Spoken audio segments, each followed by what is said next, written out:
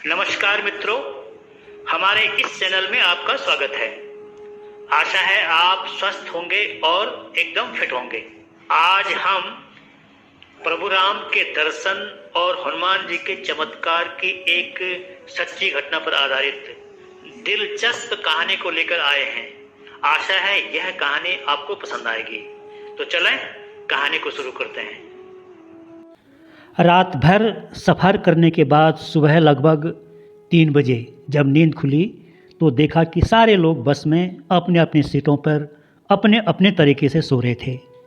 कुछ लोग करवटें बदल रहे थे तो कुछ एक दूसरे को इधर उधर खिसकने के लिए कह रहे थे।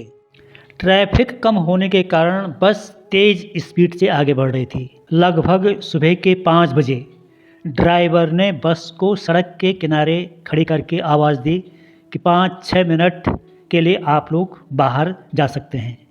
सारे लोग बस से उतरे और 4-5 मिनट में पुनः बस में बैठ गए। उसके बाद बस पुनः अपनी स्पीड में चलने लगी।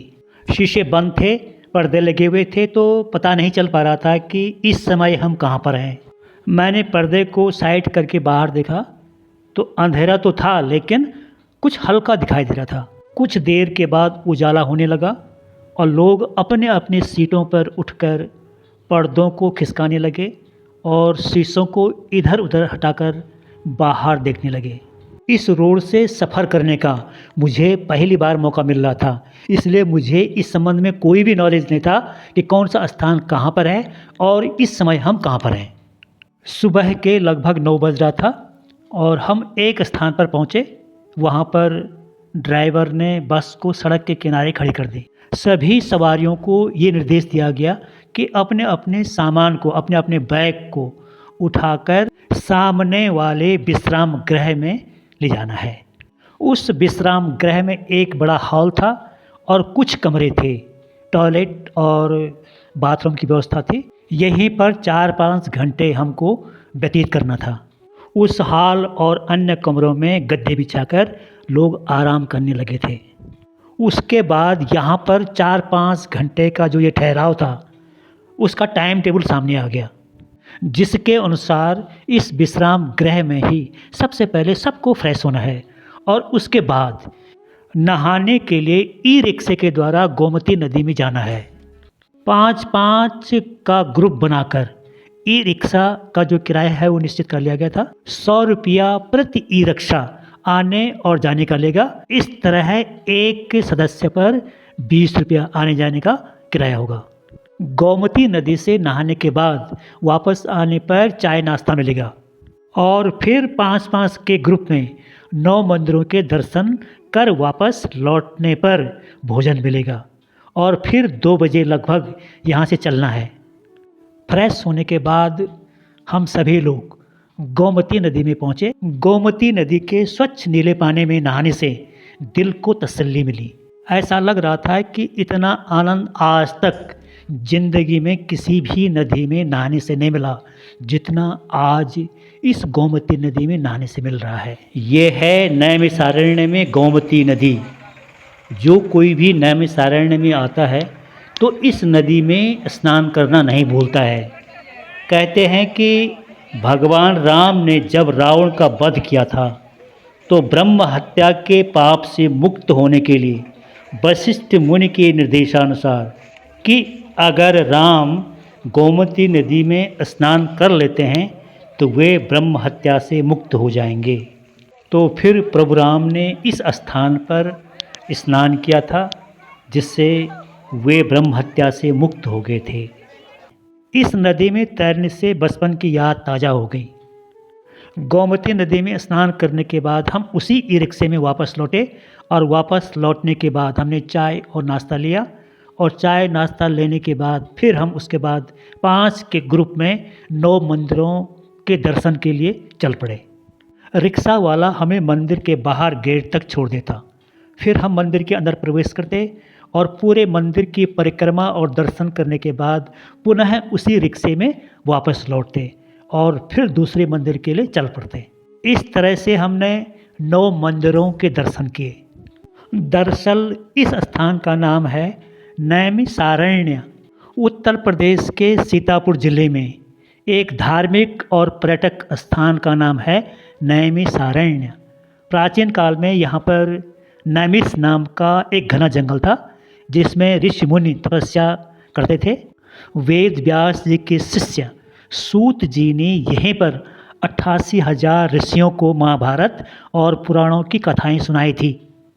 वर्तमान समय में यहाँ पर जगह जगह पर मंदिर बने हुए हैं, जिनमें 9 मंदिर प्रसिद्ध हैं। विष्णु भगवान की विशाल मूर्ति देखने लायक है। माँ ललिता देवी मंदिर, चक्र तीर्थ, भूतेश्वर नाथ मंदिर, व्यास गद्दी, सूत गद्दी, मनुसत रूपा तपस्थली, हनुमानगढ़ी, काशी कुंड तीर्थ, देवपुरी, काशी विश्वनाथ मंदिर, रुद्रावर्त तीर्थ, देव देवेश्वर, संत अपानारायण, स्वामी समाधि स्थल, चार धाम मंदिर आदि कई मंदिर यहाँ पर देखने लायक हैं। नैमिषारण्य के 9 मंदिरों के दर्शन के बाद सारे लोग वापस लौट चुके थे। सब ने एक साथ भोजन किया और भोजन करने के बाद सब लोग बस में बैठे और बस पुनः अपने स्पीड में आगे बढ़ने लगी। समय बलवान होता है, या ईश्वर की मर्जी कहें। परमात्मा का बुलावा जब भी होता है तो कोई भी रोक नहीं सकता। यही बात मेरे साथ घटित होने के संबंध में मैं दूसरी सीट पर बैठे अपने अपरिचित मित्र के साथ बात कर रहा था कि मैं तो लगभग 3:30 बजे किसी कार्य से बाजार गया था और लौटते वक्त सामान खरीदने के लिए दुकान में चला गया। उस समय लाला जी दुकान के बाहर किसी का इंतज़ार कर रहे थे। उनकी नज़र मेरे ऊपर पड़ी और कहने लगे कि अगर आपको चलना है तो चलो, बस खड़ी है, 6 बजे यहाँ से चलना है। मैंने यही सोचा कि लाला जी मजाक कर रहे हैं। फिर कहने लगे कि नहीं जी, मैं सही बोल रहा हूँ, मजाक नहीं कर रहा हूँ। दरअसल एक आदमी का फ़ोन आया है कि मैं इमरजेंसी के कारण नहीं आ पा रहा हूँ, इसलिए आपको चलना है तो चलो। फिर मैं हड़बड़ाहट में वहाँ से भागा, अपने कमरे में गया और अपना बैग तैयार किया। उसमें कुछ कपड़े रखे मैंने और ठीक 5:30 बजे मैं पुनः उसी स्थान पर पहुंच गया। 6 बजे के लगभग हम सब लोग बस में बैठे और बस में मेरे नाम की सीट निर्धारित थी। मैं अपने सीट पर बैठकर वहां से सब लोगों के साथ चल पड़ा। इधर उधर देखा तो 2-4 लोगों को छोड़कर बाकी सब लोग अपरिचित थे। बस लगभग शाम को 6 बजे प्रेमनगर से चली, बल्लभपुर से होते हुए आईएसबीटी से रस्मना पुल से होकर हरिद्वार और हरिद्वार से होकर बिजनौर में पहुँचे लगभग रात को 10 बजे।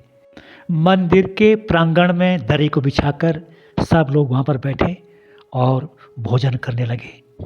इस समय का भोजन घर से ही बनाकर लाया गया था, केवल यहाँ पर चाय बनाई गई थी। तसल्ली से यहाँ पर सब लोगों ने भोजन किया, आराम किया और उसके बाद 1 या 2 घंटे में पुनः सामान को समेटकर बस में रखा और फिर बस वहाँ से चल पड़ी। रात भर सफ़र करने के बाद सुबह 9 बजे हम नैमिषारण्य पहुँचे। नैमिषारण्य के दर्शन के बाद हम जब आगे बढ़े तो 5-6 बजे के लगभग एक स्थान पर बस रुकी। बस रुकने के बाद वहाँ पर चाय नाश्ता हुआ और उसके बाद पुनः जब बस में सवार हुए तो बस स्टार्ट नहीं हुई। दरअसल दिन का समय था और गर्मी काफ़ी अधिक हो रही थी। सब लोगों ने एसी ऑन करके रखा था, इसलिए बैटरी डिस्चार्ज हो गई थी, जिससे बस स्टार्ट नहीं हो पाई।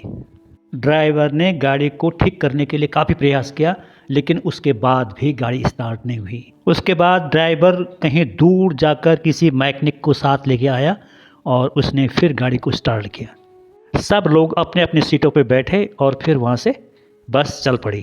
शाम को लगभग 9 बजे हम अयोध्या नगरी पहुँचे। विश्राम गृह किसी एकांत स्थान पर था। ग्राउंड फ्लोर में ही एक बड़ा सा हॉल था। उसी हॉल में गद्दे बिछाकर सबको ठहरने की व्यवस्था की गई। उसके बाद भोजन तैयार किया गया, जिसमें छोले और रोटी के साथ साथ और चीज़ें भी थी। तसल्ली से लोगों ने भोजन किया और भोजन करने के बाद सो गए। सुबह 3 बजे उठने का कार्यक्रम निर्धारित किया गया। कि सबसे पहले सब लोग फ्रेश होंगे और चाय पीएंगे।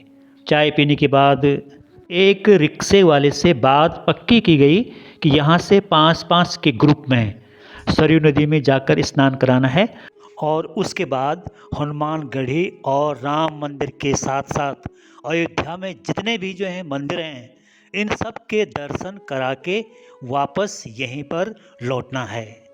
इसके लिए प्रत्येक सदस्य रिक्शे वाले को 200 रुपया देगा। सुबह के समय लगभग 3 बजे के बाद लोगों ने उठना शुरू किया और फ्रेश होकर हाथ मुँह धोकर चाय पीने के बाद 5-5 के ग्रुप में ई रिक्शे में बैठकर सरयू नदी में नहाने के लिए चल पड़े। वहाँ से सरयू नदी लगभग 4-5 किलोमीटर दूर थी। सरयू नदी के किनारे पहुंचकर तसल्ली से जो है नहाए। ये है सरयू नदी। इस नदी का उद्गम स्थान है उत्तराखंड में बागेश्वर जिला। अलग अलग स्थानों पर अलग अलग नामों से इस नदी को जाना जाता है। शारदा नदी, काली नदी और घाघरा नदी इसी नदी के नाम हैं। और जब यही नदी अयोध्या में पहुंचती है तो वहाँ पर इसका नाम हो जाता है सरयू नदी। यह नदी उत्तर प्रदेश से होकर बिहार की सीमा पर बलिया और छपरा के बीच गंगा नदी में विलीन हो जाती है। सरयू नदी का महत्व कितना अधिक है, इस संबंध में भगवान राम ने अपने छोटे भाई लक्ष्मण को इस नदी के महत्व के संबंध में बताया था कि सरयू नदी इतनी पवित्र है कि यहाँ जो भी स्नान करता है उसे सभी तीर्थों के दर्शन के बराबर पुण्य मिलता है। सरयू नदी के बारे में यह भी माना जाता है कि यह नदी भगवान विष्णु के आंसुओं से बनी है। सरयू नदी को भगवान राम को मोक्षदायिनी नदी भी कहते हैं। इसीलिए इस नदी का अत्यधिक महत्व है। और नहाने के बाद वहाँ से पुनः अपने ई रिक्शे से हनुमानगढ़ी की ओर चल पड़े। रिक्शे वाले का नाम मनोज था और वह किसी गली से होकर हनुमानगढ़ी की ओर चल रहा था। उसने एक गली पर रोककर कहा कि सबको अपने मोबाइल, अपना बैग, अपने चप्पल यहीं पर छोड़ना है, क्योंकि वहाँ इन चीज़ों को ले जाने की अनुमति नहीं है। हनुमानगढ़ी में दर्शन के बाद जब आप लोग वापस लौटेंगे तो मैं यहीं पर मिलूँगा। 5 लोगों ने अपने चप्पल उतारकर अपने मोबाइल और बैग को उसके हवाले करके नंगे पांव वहाँ से चल पड़े। उस गली में कुछ दूर तक आगे बढ़ने पर हम 4 लेन की मुख्य रोड पे पहुँचे। मुख्य रोड पर लगभग हम 100 मीटर आगे बढ़ने के बाद एक दुकान से हनुमान जी के लिए बेसन के लड्डू और फूल की माला खरीदकर आगे बढ़े। आगे हनुमानगढ़ी में जाने के लिए अलग अलग ट्रक बने हुए थे, तो हम सभी लोग एक ही ट्रक से आगे गए। बहुत भीड़ थी, एक दूसरे को पकड़ के चल रहे थे कि कहीं कोई भटक न जाए, छूट न जाए, अलग न हो जाए। एकदम से चिपटा चिपटे में आगे बढ़ रहे थे। हनुमानगढ़ी में दर्शन के लिए जाने के लिए एकदम खड़ी चढ़ाई की सीढ़ी बनी हुई थी। इन सीढ़ियों को चढ़ने के बाद ऊपर दरवाजे पर ही 2 पुजारी खड़े थे। चिपटा चिपटी की बहुत भीड़ थी। हमने एक हाथ से लड्डू और माला उस पुजारी की ओर बढ़ाया। उस पुजारी ने उन लड्डुओं को लिया और दूसरे डिब्बे में कुछ लड्डू रख कर के हमारे हाथ में थमाया। बाहर आने का रास्ता दूसरा था, जिससे होकर हम लोग बाहर आए और बाहर आकर हम उस रोड में पहुँचे जहाँ से हम आए थे। उस रोड पर हम आगे बढ़ते जा रहे थे, काफ़ी दूर पहुँच गए थे। कहीं पर भी वह रिक्शा वाला हमें दिखाई नहीं दे रहा था। फिर हम वापस लौटे और सीधा हनुमानगढ़ी तक पहुंच गए। उसके बाद दोबारा हम उसी रोड पर आगे बढ़े। इतना तो हमें ख्याल था कि हम एक गली से बाहर मुख्य रोड में आए थे, लेकिन वह गली कौन सी है इसका अंदाज़ नहीं लग रहा था। हमने उस रिक्शे वाले का फ़ोन नंबर सेव किया था, लेकिन वो फ़ोन उसी के पास था। फिर एक जगह पर हमको पुलिस वाला दिखाई दिया। हमने अपनी समस्या उसके सामने रखी, लेकिन वह कुछ भी करने के लिए जैसे असमर्थ लग रहा था। हम 5 लोग हल्के हल्के आगे बढ़ रहे थे। उसी समय एक ई रिक्शा वाला पहुंचा और वह कहने लगा कि आपको कहाँ जाना है। हमने अपनी समस्या उसके सामने रखी। उसने कहा कि चलो बैठो मेरे रिक्शे में, मैं प्रयास करता हूँ। हमने उसके रिक्शे में बैठने से बिल्कुल भी इनकार कर दिया कि हम आपके रिक्शे में नहीं बैठेंगे, लेकिन वह जिद में आ गया कि नहीं, मैं एक भी पैसा नहीं लूँगा, बैठिए तो सही।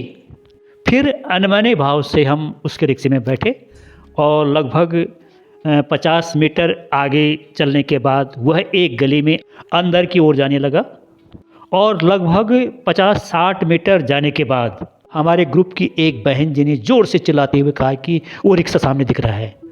सचमुच जब हम वहाँ पर पहुँचे तो मनोज का ही रिक्शा था।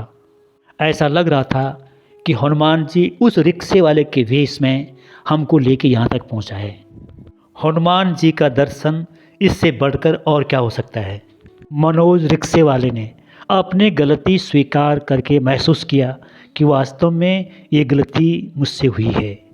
उसके बाद हम वहाँ से प्रभु राम के दर्शन के लिए राम जन्मभूमि की ओर चल पड़े और वहाँ जाने के लिए भी रिक्शे वाला हमें एक गली से अंदर ले गया और एक स्थान पर छोड़कर कहा कि मैं यहीं पर मिलूँगा आपको। लेकिन इस बार हम सतर्क होकर चल रहे थे। इस समय भी हम अपना बैग, मोबाइल, अपने चप्पल सब कुछ रिक्शे वाले के हवाले करके नंगे पाँव प्रभु राम के दर्शन के लिए चल पड़े। इस गली में कुछ दूर चलने के बाद हमको मुख्य रोड मिली और मुख्य रोड में कुछ आगे बढ़ने के बाद रोड क्रॉसिंग के बाद दूसरी साइड जाना था। हमने रोड क्रॉस किया और क्रॉस करने के बाद राम जन्मभूमि की ओर जाने वाले रोड की ओर आगे बढ़ने के बाद लगभग 50 मीटर चलने पर वहाँ अलग अलग ट्रैक बने हुए थे। हम पांचों लोग सब एक ही ट्रैक के सहारे आगे बढ़ रहे थे। राम जन्मभूमि का बहुत बड़ा क्षेत्र है। लगभग 500-600 मीटर चलने के बाद फिर राम मंदिर की सीढ़ी के दर्शन हुए, जहाँ से ऊपर सीढ़ियों पर चढ़ना था। इन सीढ़ियों को चढ़कर हमने राम मंदिर के अंदर प्रवेश किया और ठीक प्रभु राम की जो मूर्ति लगी हुई थी उसके सामने जाकर प्रभु राम को प्रणाम किया और दूसरे रास्ते से बाहर निकले। प्रभु राम के दर्शन के लिए यहाँ कुछ भी नहीं ले जाना है, सिर्फ वहाँ पर जो दान पात्र है उसमें भेंट चढ़ा सकते हैं। सरयू नदी में स्नान करने के बाद हनुमानगढ़ी गए। हनुमानगढ़ी जाने के बाद प्रभु राम के दर्शन के लिए राम जन्मभूमि में जो नया मंदिर बना है वहाँ गए। इसके अतिरिक्त अयोध्या में और कई ऐसे स्थान हैं जिनको देखने के लिए अभी हमें जाना है, जैसे भरत कुंड, जहाँ पर श्री राम के चरण पादुका रखकर भरत जी ने 14 साल तक शासन किया था। सूर्य कुंड, जहाँ पर भगवान सूर्य का मंदिर और कुंड है। छोटी देव काली मंदिर, यह माँ सीता की कुल देवी का मंदिर है। सीता रसोई, एक प्राचीन रसोई है जहाँ पर सीता माँ इसका उपयोग करती थी। नागेश्वर महादेव, भगवान शिव को समर्पित राम की पैड़ी पर यह मंदिर है। राम लला सदन, द्रविड़ शैली में बना यह मंदिर प्रभु राम का कुल देवता का मंदिर है। इन्हें यह मंदिर भगवान विष्णु के स्वरूप में है। दशरथ महल, इसे राजा दशरथ ने बनवाया था। रंग महल, कहते हैं कि शादी के बाद माता सीता की यहाँ मुँह दिखाई की रस्म हुई थी। सीता कुंड, गुप्तार घाट में तो भगवान राम ने जल समाधि ली थी। विजय राघव मंदिर, कनक भवन, वाल्मीकि धाम, यहाँ पर चारों दीवारों पर संपूर्ण रामायण लिखी हुई है। रिक्शे वाले ने जितना भी संभव हो सकता था कि स्थानों का दर्शन हमें करवाया और अब काफ़ी अधिक समय हो चुका था, हमको वापस भी जाना था, इसलिए हम उसके बाद तुरंत वापस अपने विश्राम घर में लौट आए। अयोध्या दर्शन के बाद हमारे साथ के सभी लोग अब वापस लौट आए थे। सब ने एक साथ भोजन किया। भोजन करने के बाद कुछ आराम करने के बाद सभी लोगों ने अपने अपने बैग को तैयार करके बस में रखा और फिर लगभग 3 बजे बस वहाँ से चल पड़ी। 2-3 घंटे तक चलने के बाद ड्राइवर ने बस को सड़क के किनारे खड़े करके बताया कि 4-5 मिनट के लिए आप लोग बाहर होके आ सकते हैं। सामने ही एक मंदिर था। सभी लोग बस से उतरे। फिर ये प्लान बनाया कि चाय बनाते हैं। चाय बनाने का सामान निकाला गया, चाय बनाई गई और बाकी लोग मंदिर के प्रांगण में कीर्तन भजन करने लगे। चलो आप भी सुन लो कि ये महिलाएं किस तरह से भजन कीर्तन करती हैं। उधर चाय बन रही है और इधर जो है भजन कीर्तन में व्यस्त हैं। कुछ लोग खिलाने पिलाने में व्यस्त हैं, कुछ लोग इधर उधर टहल रहे हैं। इधर देखें, लगता है चाय बन चुकी है और ये लोग चाय देने में व्यस्त हो गए। दरअसल मुझे लगता है कि यहाँ पर जो ये महिलाएं कीर्तन कर रही हैं, इनको बस के अंदर इस तरह से कीर्तन करने का मौका नहीं मिला, क्योंकि बस में 2-3 लोग ऐसे थे जो कि लगातार नॉन स्टॉप भजन कीर्तन में व्यस्त थे और संगीत की धुन इतनी गजब की थी कि लोग नाचने के लिए मजबूर हो जा रहे थे। और इस यात्रा में विकास नगर की कुछ महिलाएं ऐसी हैं जिनकी अपने भजन मंडली है, वे अपनी प्रतिभा को दिखा नहीं पाए और यहाँ पर जितना भी उनको समय मिल रहा है उस समय का वे भरपूर सदुपयोग करना चाहते हैं। चाय पीने के बाद लगभग 1 घंटा व्यतीत हो गया था। अब कुछ अंधेरा भी होने लग गया था। सब लोग बस में बैठे और बस वहाँ से चलने लगी। 3-4 घंटे के सफ़र के बाद बस लगभग 10 बजे रात्रि के समय मुरादाबाद से पहले टाटा सर्विसिंग सेंटर के बाहर एक खुले प्रांगण में ड्राइवर ने बस को खड़ी की और सब लोग बस से उतरे। यहाँ पर शाम के समय का भोजन बनाया गया और सब ने भोजन किया और भोजन करने के बाद पुनः बस में बैठे और बस वहाँ से चल पड़ी। रात भर सफ़र करने के बाद बिजनौर से होते हुए लगभग सुबह के 10-11 बजे हम हरिद्वार पहुँचे। हरिद्वार पहुंचने के बाद ड्राइवर ने एक जगह पे बस को रोकी। सब लोग नीचे उतरे। नीचे उतरकर फ्रेश होने के लिए इधर उधर गए। फिर वहाँ पर चाय नाश्ता बना और सबको ये बताया गया कि तब तक आप सभी लोग गंगा स्नान के लिए जा सकते हैं। फिर उसके बाद लोग गंगा नदी के किनारे स्नान करने लगे और स्नान करने के बाद वापस लौटे। वापस लौटने पर चाय नाश्ता किया और चाय नाश्ता करने के बाद बस में बैठे और फिर देहरादून के लिए बस चलने लगी। अयोध्या यात्रा का ये सफ़र बहुत ही आनंददायक सफ़र रहा। आयोजकों की जितनी भी सराहना की जाए कम है, क्योंकि आयोजकों के द्वारा इस यात्रा को अधिकतम सफल बनाने का प्रयास किया गया। इस यात्रा में कुछ ऐसे भी लोग थे जिन्होंने यात्रा के प्रारंभ से लेकर और यात्रा के अंत तक संगीत के रंगों के माध्यम से रोचक बनाने का प्रयास किया। तो आज का ये रोचक सफ़र यहीं पर समाप्त होता है। आज के इस सफ़र की कहानी आपको कैसे लगी कमेंट में बताएं। धन्यवाद।